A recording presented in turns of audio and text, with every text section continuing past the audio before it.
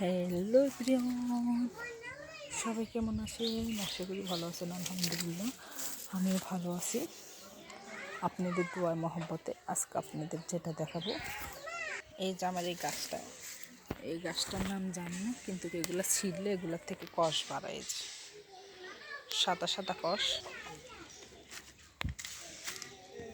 আর এই যে আমি আপনাদের দেখে এখানে জবা, এটা কিন্তু লাল জবা না, এটা মিষ্টি কালার জবা ফুল।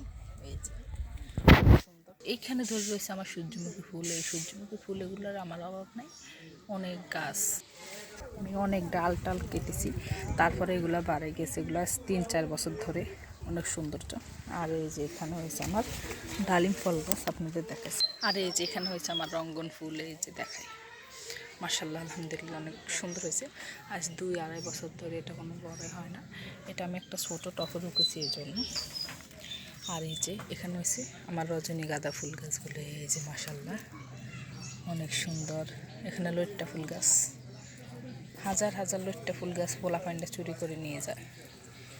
কি সুন্দর গোছ, এই যে ফুলগুলোর কত সুন্দর, এই যে গোছ, অনেক সৌন্দর্য দেখা যায়।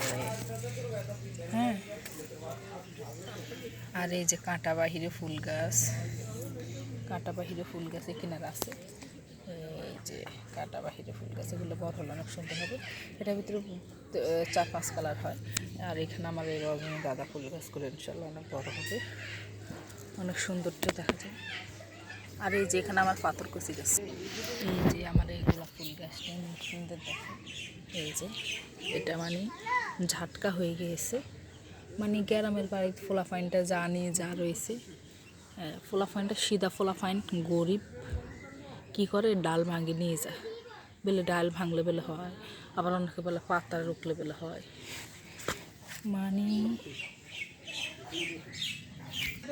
মানে তারা তো জানে না এসব কী রুখলে কী হয়।